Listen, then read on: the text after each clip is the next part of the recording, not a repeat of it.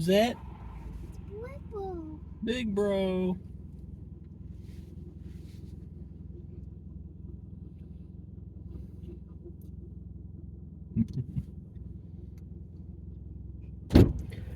Who is it, Grant?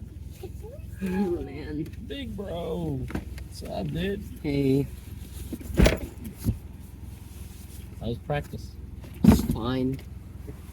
Look, I got you some chips. Thanks. Got some stuff. Alright.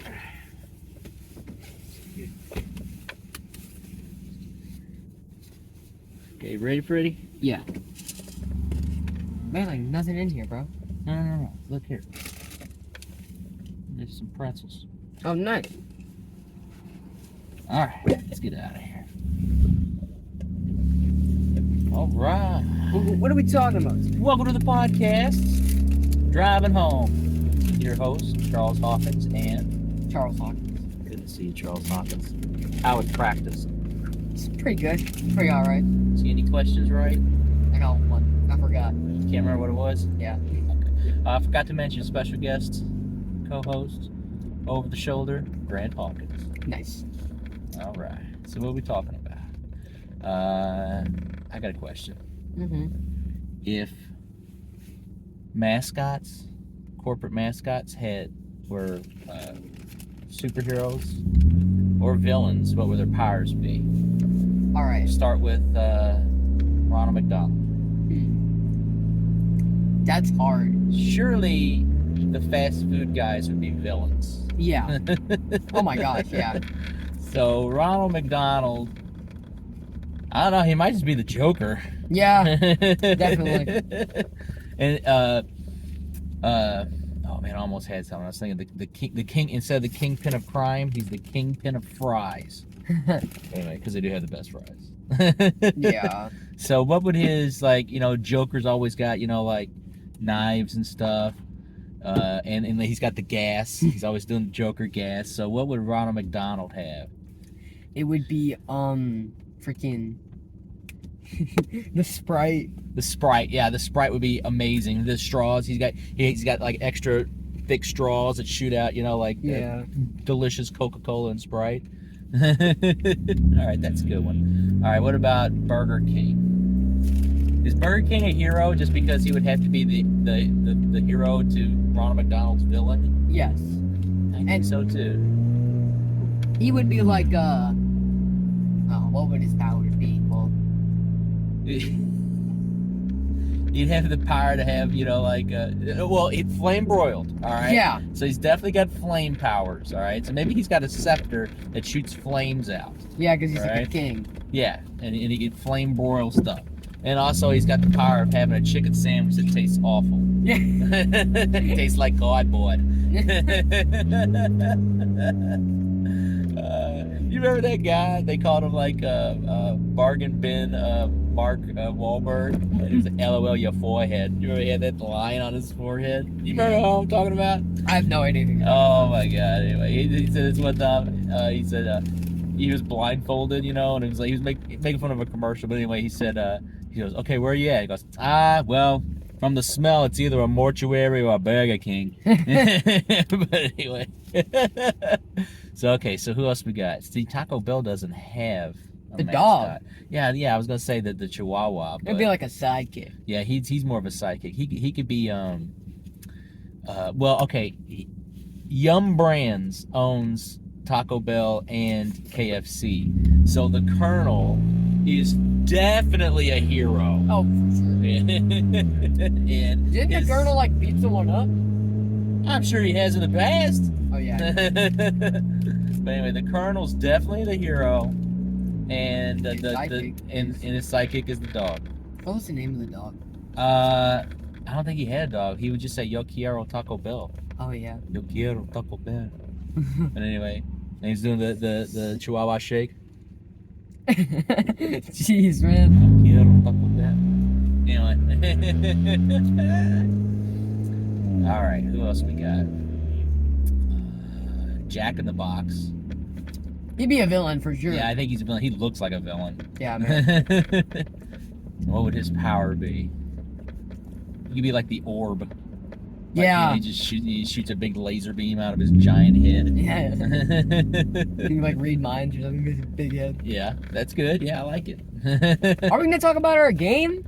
You want to talk about it? You think it's time? Yeah.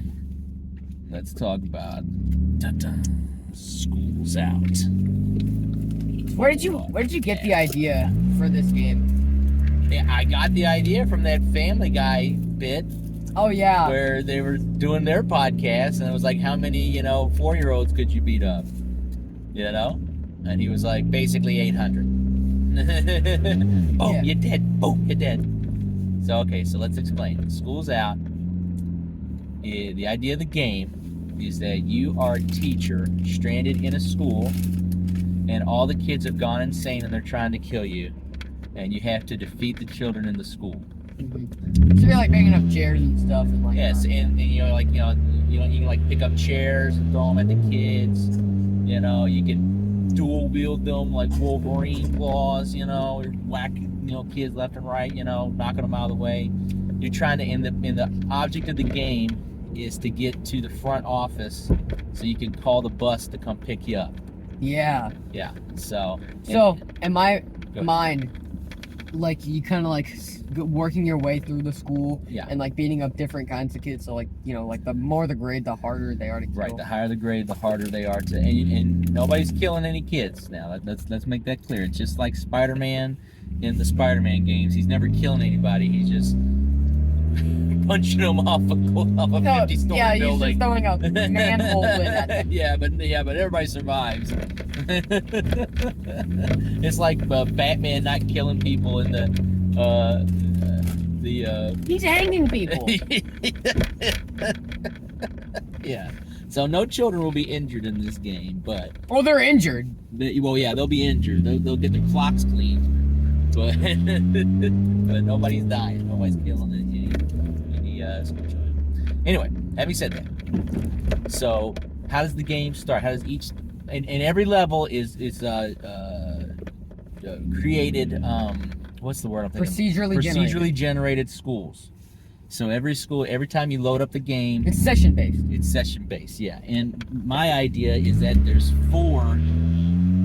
It's 4-player multiplayer, right? Because it's School's Out forever.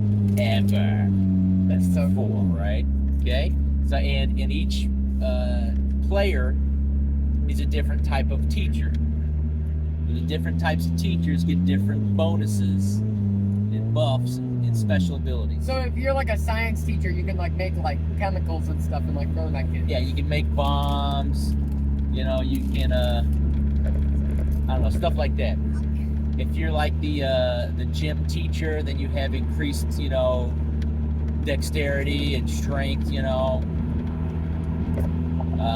If you're the what did we say for the math teacher? The math teacher has those sharp protractors. Yeah. It's like you can fling them like ninja stars. the substitute teacher with the polar pop, The substitute teacher. and like they can turn on the movie to distract the kids. Yeah, they can turn on there'll be TVs, ran, in every school classroom. The substitute's real quick to log into his or her Disney Plus. Disney Plus to turn on, like a show, and then the kids will just mesmerize the kids. And the reason the kids go crazy is because some evil genius has invented a sound wave that only, people under the age of 18 can hear. It's like an SCP type situation. It turns them insane. And they go insane. So they go on the intercom, beep, beep, beep, beep, beep. And all the kids, their eyes turn red, and they just start attacking. They turn red and they start attacking the teacher. And, okay. So, and also the teacher should have subclasses. So, like, if the science teacher is also like the sponsor of the engineering. the sponsor of like Make turrets. Yeah, he can make turrets. Or like if one of them's like if someone's like the quick recall coach of the quick recall team, what can they do? They can. They have a buzzer or something that can stun people. They got a buzzer to stun people.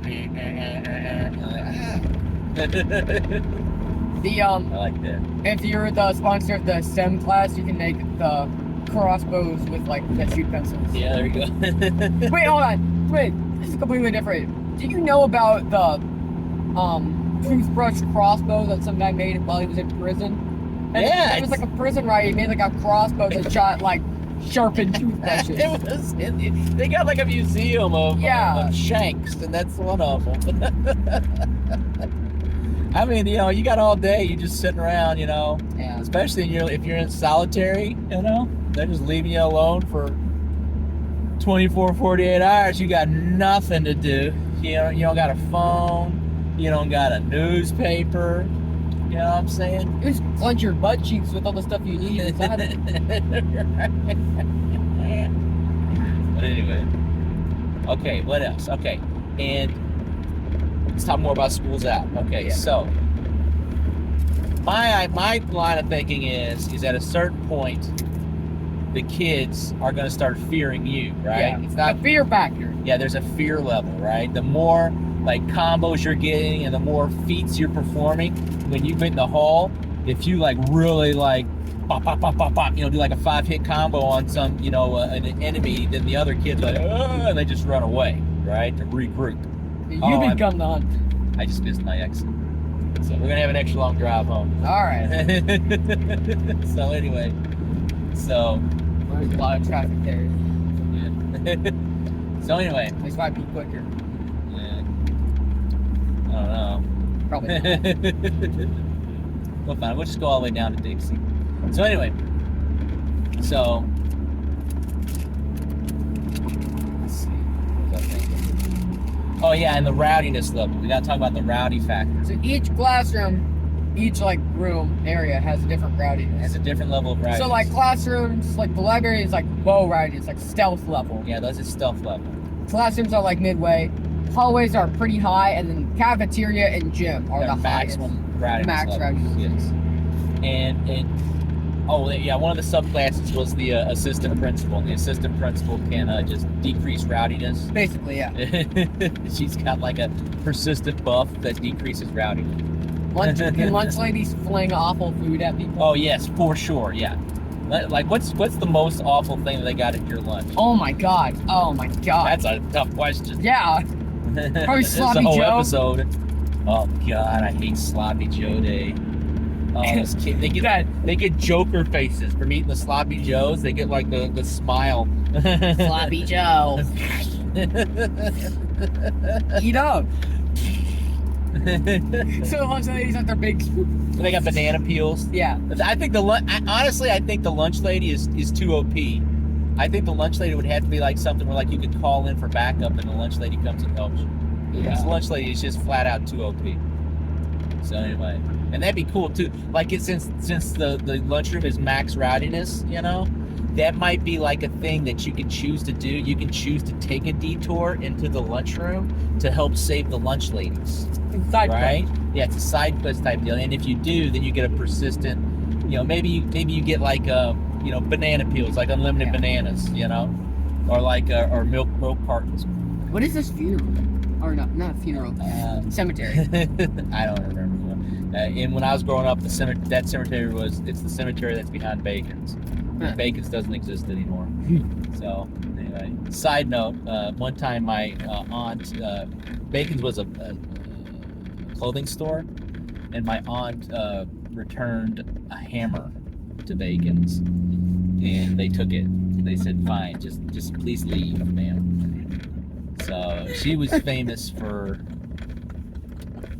She had all kinds of tricks. Like one thing she would do is she would, if there was a perfume that she wanted, obviously she wasn't going to pay for it. So she would. They had testers, you know, like at the makeup counter where you could. Oh, I'm just getting a sample. Well, no, well she'd do that, I'm sure, yeah. But what she would do is she would ask them, you know, if it had just a little bit left, she'd be like, "Can I just have this?" And they'd be like, "Yeah, we don't care. There's a little left anyway." And then she'd go home, break the bottle, and then write a letter to the perfume company saying, "Listen, I broke this bottle. Will you please send me a new one?" And they would send her a new bottle because they felt bad because she quote unquote broke her bottle of perfume that she didn't buy. But anyway, she's something else. But, yeah, that place used to be called Bacon's, and it's funny because Bacon's, they had very good customer service. And guess who the son of the guy that ran Bacon's was? I don't know if this is true. This is true. It's a story. Guess what his name was? What was his name? His last name was Dillard. Our cat. Not yet. Well, our cat is named after the department store Dillard's. Oh. Is that you guys really named him after a store? Do you know why?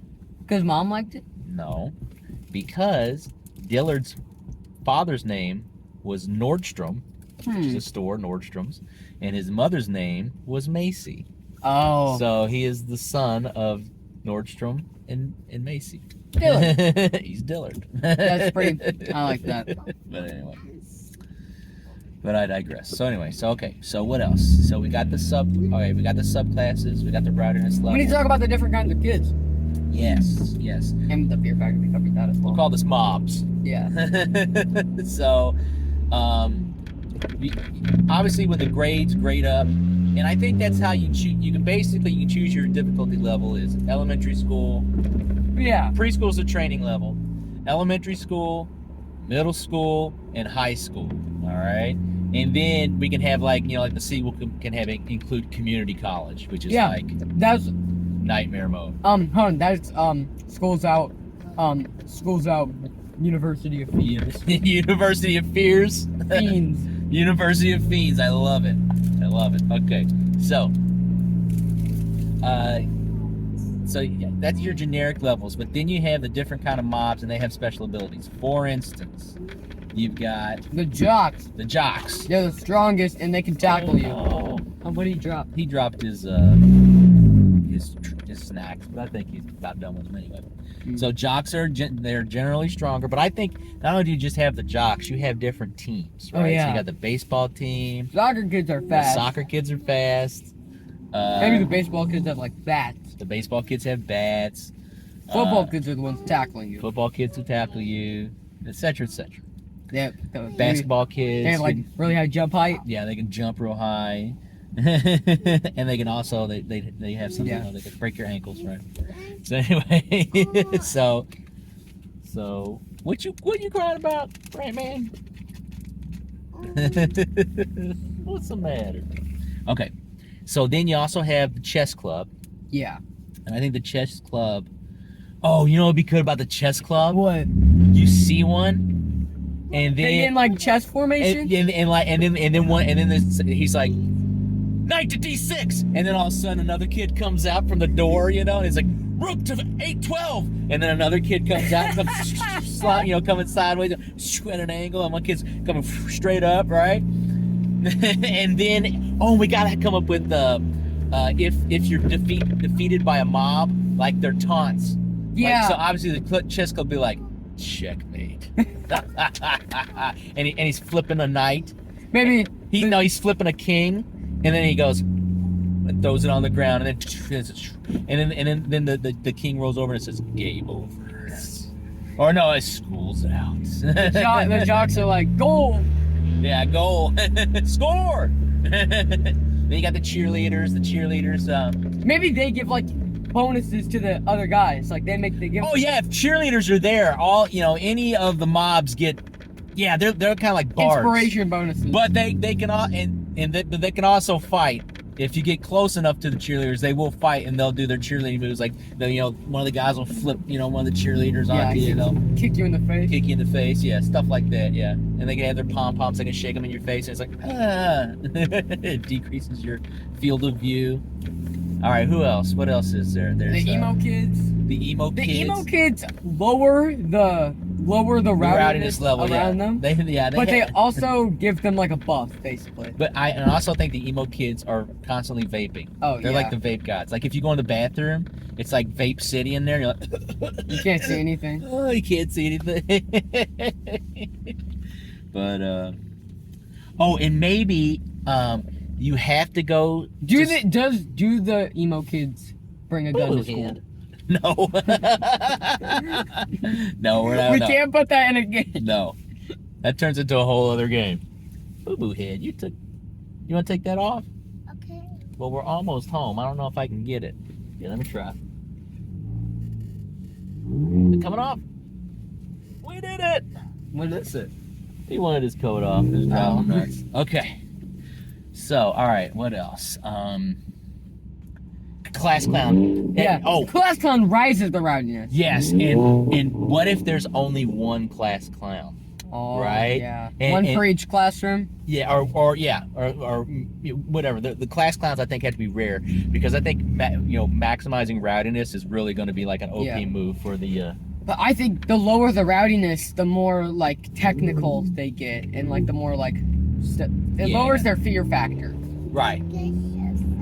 So don't take your shoes off. Something like that. Something like this. There has to be like a bad thing about having max rowdiness Oh. and a bad thing about having low rowdiness. And there's only one class president.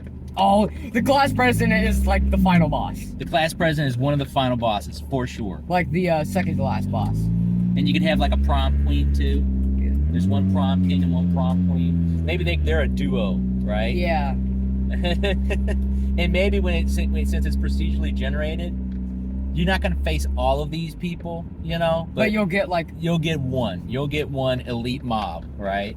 Which maybe it's a class clown, maybe it's a prom king, maybe it's a class president. What else is there? What's the math club do? What's their special move? well, I mean, we already have a math teacher. What about D&D club? Oh, D&D club. They're Like in tossing full dice and stuff. Yeah, and they're in full LARP gear. They've got Well, no, the cardboard club armor. is like for the teachers. But what if you're a Oh, teacher you're talking about the subclass. and you're sponsoring a certain club? What if you run into a kid that's in that club and you can like recruit them? Like you kind of knock Yes, them out of you the can knock class? them out. They'll be like, "Oh, Mr. Hawkins," and it's like, "I need your help. Come on, guys, we got to do this." That would be pretty cool, and that could be one of your side missions. Is you save your club, Yeah. right? And that's how you can get a permanent buff to make it to the end. And like, I think the D&D. Now, if you want to get real meta, what if the D&D teacher rolls a 20-sider? Like he's got It gives them buffs. It gives him a random buff. Yeah. And if he rolls a 1, then it's like gets a debuff. He gets a debuff, and if he rolls a nat 20, he gets like 2 buffs or something. Yeah. So anything, and then he go, shh, roll for initiative. Right? Yeah, we got to come up with. Oh man, I'm telling you, man, this is ripe. All right, there is a lot to be mined here. Yeah. All right. Oh man. What about passive buffs like Well, that's like for the subclasses of like the passive I buff. was gonna say, like, what if your teacher is like an alcoholic? And like they go to classroom, they can find a stash, and it's like it's relax. Maybe the kids find it, they get knocked out. Right. Or maybe like you could drink the alcohol and it like makes you like more relaxed and you can like throw it at. See, here's the only problem. Like a good 70% of all teachers are alcoholics. Yeah. I mean, Chick-fil-A's also. Chick-fil-A. They're all dressed up for They Christmas. are dressed up, dude. Chick-fil-A looking nice. Oh man. Forget what I said about teachers being alcoholics. Even though it's like the things like, what do you like to do? Oh, I like margaritas. I like drinking. I like going out. All right, man. Wait, can we talk about how you were talking about like those stories you were telling about our Uncle Lance? Oh man, are we changing the subject? Yeah, because I think we've kind of talked about I think we have laid out schools out. Because I just remembered those. Those were so funny, man. We gotta talk about that. Oh my God, let's talk about Uncle Vance. Vance. Uncle Vance. Apologies. Vance Falcon. Yeah. Vance Falcon. All right, you want to talk about Uncle Lance? All right, Uncle Lance was a nut. Okay, I don't know all his stories. I can't repeat all his stories, but I know there's a couple. I don't know if we can talk about these stories. Man. Come on, man. Well, I'll tell you one. This one is good relatively content. one's relatively harmless. Okay, so Lance had a sunroof in one of his cars one time. Oh my God. And he was eating McDonald's, and then and I'm in the passenger seat. We finish eating, he puts it all in the bag, and he goes, and just throws it out the sunroof. I mean, we're flying down the expressway, 70, 75 miles an hour. Throws the McDonald's bag out the sunroof. flies in there, lands in the middle of the road. Are you guys talking about the him and his friend going to the Arby's drive-thru? Oh man, no, I can't do that. I can't do that. No, we can't talk about that. We'll say that for another time. What about Dang it, man. what about Why can't you talk about it? no. We'll say that for another time. All right. What about right. what else would Lance do? Well, you know, meanwhile, he still gets into misadventures, all right? So Really? okay, so listen to this. He's almost gotten to 2 shootouts. All right? I think this is like a long time ago. No. This okay, so he works at like on the weekends, he helps out at some bar, right? So this one time he's up and he's like, you know, I guess he's helping with the security, whatever. I don't know, right? So he's got a taser and a gun. Oh my god. All right. I don't know if he carries the gun with him at the bar. You know, like I don't think the owner wants him to do that, but he does have the taser. And he's got the gun in his car. So there's one time he's there, and there's a kerfuffle. Some people are fighting. Right. It's like 3 a.m, you know, and everybody's had way too many, and some people fighting. Right. So then they kick them out. It's like, get out of here. They pull some guys out and not throw them out. Right. Well, he sees them going, all of them going to their car. Don't take your shirt off. We're almost home. So he goes out there and follows them, you know, because he thinks maybe they're going to get into some trouble. They go and they immediately go and they get all their guns. So they're going to go back in. There's 3 guys with guns. Oh my god. Right? And so he's like, oh crap. So he pulls out his taser and he's like, you need to turn around and walk away right now, right? Well, it was dark out. They didn't know it was a taser. They thought it was a gun, right? So they wussed out. I mean, they had ARs. Oh my god. You know, I mean, it was going to be right? So they left. So you know, big shots, you know, with the gun. As soon as they, you know, got the gun pointed out, they wussed out. But whatever, right? So that's number 1. Number 2, same type of situation. Some guy's in there, and he's getting all in this guy's business, like, oh, you owe me money, this and that. All of a sudden, you know, Lance pulls out his taser and he's like, he says, the guy turns around, he's like, hey man, you need to get out of here. And the guy turns around and he sees the taser, he goes, what? He goes, oh, well, you gonna use that? And he goes, yeah, I'll use whatever I have to get you out of here. Now you need to leave. And so the guy's like, yeah, whatever. He left. And then somebody was like, hey, that guy's actually a UFC guy, and so he would have probably, you know, kicked your butt. That's just, I would have just tased him. But anyway, and then, man, I mean, don't ever go to this bar. So then, man, this one time, what bar is it?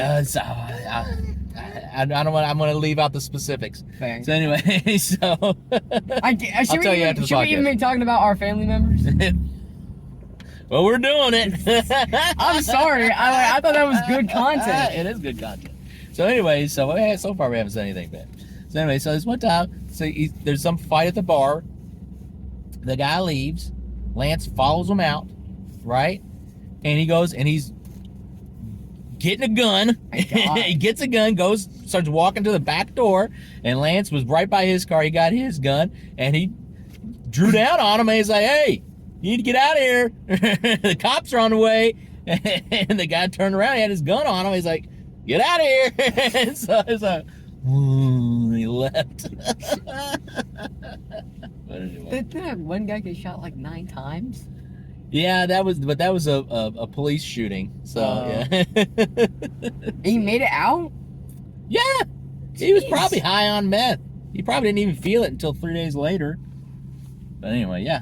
Hey, that's why you got to have more than a 9mm. You got to have a 45 or a shotgun.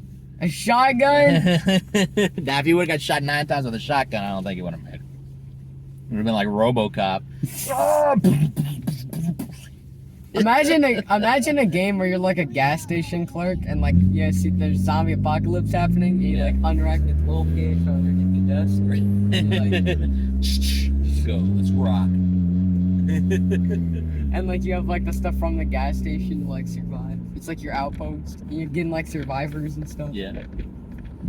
Oh, here's another character, not Popeyes, but coming up, Wendy. What's Wendy's powers? Oh yeah. It's got to be Frosty's. Yeah. So like the king is fire and she's Frosty. She chills you out. And her ice cream machine is never broken. Yeah. McDonald's one is. Yeah, McDonald's. That's why McDonald's is weak against the Burger King. Yeah. Because they have no frost defense, so they're weak to fire. They're weak to the frame. It's like a Pokemon. The frame broil. Yes, absolutely. Oh man. So what else is there? All right, forget about fast food. What about cereal mascots? Cereal. All right. Well, Toucan Sam. Toucan Sam. Maybe he has like He can fly. He can fly. Fucking the Honey Nut Cheerios guy. Who's the Honey Nut Cheerios guy? Oh, bee. Oh yeah, he's a bee. Okay, yeah. And he has that thing with like the honey. He's got the honeycomb. Yeah. So he can use, that's his weapon, and like he slows people down because they get stuck in the honey. Yeah. Oh man. There used to be this show, and it was called Land of the Lost. Okay. Right. And the idea of the show was this family got caught in some wormhole or something, and they went back in time to dinosaur times or whatever, right? All right. But there was also cavemen for some reason. Huh.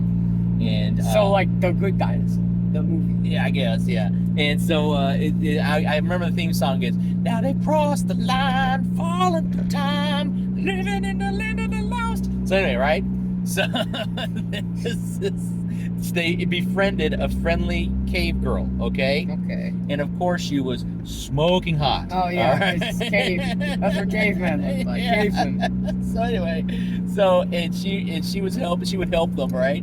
So they devised the scene. It's like, how can we basically get a wet T-shirt situation with the cave girl? And they're like, well, I mean, can't really just be wet because she's wearing fur, right? Yeah. So it's like, okay. So what they did was they had giant bees attack them, okay? And the giant bees, of course, had their giant honeycomb. And in order to get to the queen, to kill the queen or something, she bathed herself in honey. Right? So she bathed herself in honey. And then they got this shot, and of course she's wearing a midriff. She's always wearing a midriff for some reason. Because that's what a cave girl is going to be. Yeah. A midriff. Right? So she's wearing her cave girl midriff that soaked herself in honey. And that scene was on the beginning, the intro scene where they're doing the theme song. It's like, they would replay every episode. On the intro yes, theme? they replayed every episode. That would be like one of the scenes. And, and it was the hot, cave girl covered in honey. So anyway, so I just thought that was funny. Wow. I remember even as a child thinking, that's exploited. That's kind of dumb. Yeah, that's, come on, guys. I see what you're doing. But anyway, the Land of the Lost. What was your favorite TV show, like from when you were a kid? Like cartoon? Like your show in general? I like DuckTales. That's a good one. DuckTales still slaps. I liked I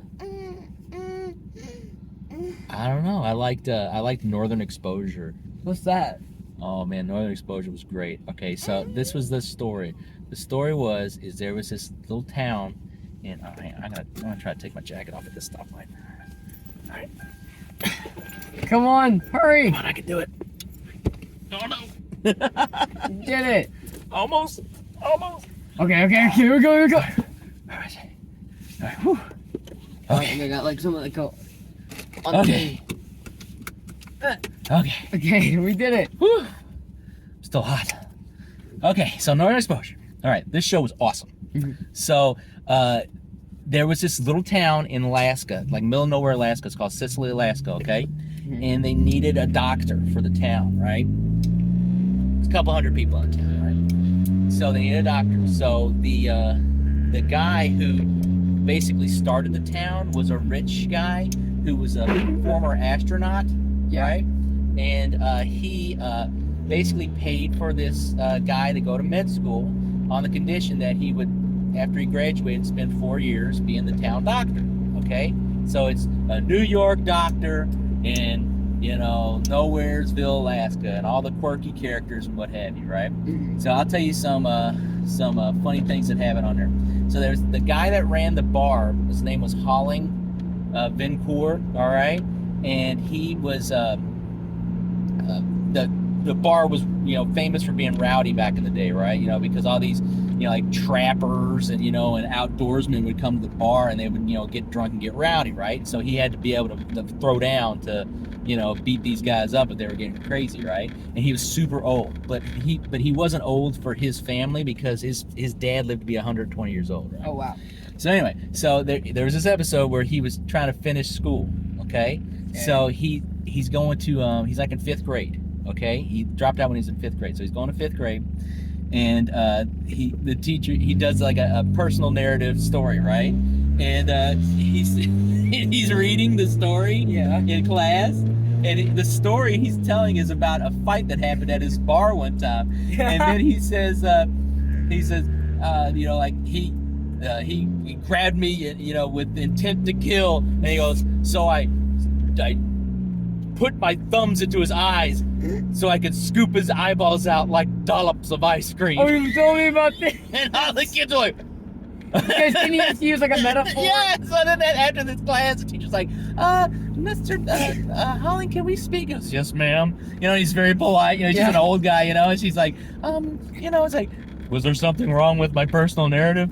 I used a metaphor like you asked. It's just like, yeah, maybe, you know, you should do, instead of going to class, you should just do some personal tutoring or something, right? Anyway, so then there was an episode where the guy that basically ran the town, his name was Maurice. He was rich and he bought a Stradivarius violin, okay, and which is a super expensive violin. And the idea is that if you don't regularly play the violin, it loses its tune and it would lose its value, right? Well, obviously he can't play, so he hires some guy from like you know, the New York orchestra or whatever, right? A good famous violinist to come play the violin. And he says, I need you to come here once a year and play the violin. And the guy played it, and he fell in love with the violin. Like, he drove him mad, you know, because it was so good. Yeah. And so he ended up stealing the violin. And so he would just run, you could hear him run around town, you know, playing the violin, you know. But anyway, that was funny. There was a character, his name was Ed, and he was a Native American, actually an Inuit. And he was in the movies, and I don't know, it was just a good show. But it was sounds pretty cool. Yeah, I mean, I'm trying to think what I'll watch. Oh, let me tell you another funny thing. There was this one episode where the Dr. Fleischman, the doctor, he sees a fully intact woolly mammoth in the ice. He's out walking one day, and it's like, oh my God, this is an amazing find, right? So he calls up, you know, some friend from the university that he went to, and they're like, all right, we'll come out there, we'll check it out. They go out there, there's just a hole in the ice, and it's gone. He's like, you don't understand, it was right here. They're like, yeah, oh man, you wasted all my time. I flew up to Alaska for nothing, right? So then he finds this old guy, this old trapper guy who lives by himself, you know, and he's got the woolly mammoth and he's chopping it up to eat the meat. Oh my God. Right? Because the ice has preserved it. And he goes, and he's like, what are you doing? And he goes, oh, you know, I'm sorry if you wanted this mammoth, but I called dibs on this like 8 years ago when I found it. I just been waiting for the ice to thaw enough to where I could cut them out. You know, he's like, I'll give you a couple steaks off of it though. You know, it should be pretty good amount of meat. So, that's funny. So, what's your favorite show? I mean, I'm trying to think, cause like I had internet access. Like, right, you had YouTube. Right, I don't really watch too many shows. What about What did you used to watch? Adventure Time. Adventure Time? Yeah, I'd love Adventure Time. Adventure Time is good. Yeah. We saw one joke there, they were like, jams and pickles. What's that, a cellar? There might be jams and pickles down there. You said that was funny, because like, you said like somebody knew how to cellar, and there were like jams and pickles. Yes, my grandmother, Mama. She had a it wasn't a cellar, it was a back room, and it was just shelves of jams and canned peppers. And, you know, and my dad used to can peppers. And he would boil them right? And it would make the whole house like somebody sprayed a can of pepper spray all throughout the house. And he'd be standing over and his face would just be red, right? Like you couldn't mace my father. I mean, you couldn't pepper spray him. It just did nothing. He was immune. Yeah. Well, the ride home is over. Let's see if we can get a special guest appearance by Mama. All right, so thanks for joining us on the podcast. Let's see if we can get. Where'd she go? Come and say hi. Say hi to the camera. Come on. Hi. Hi. All right, thanks for viewing. Peace out. Peace.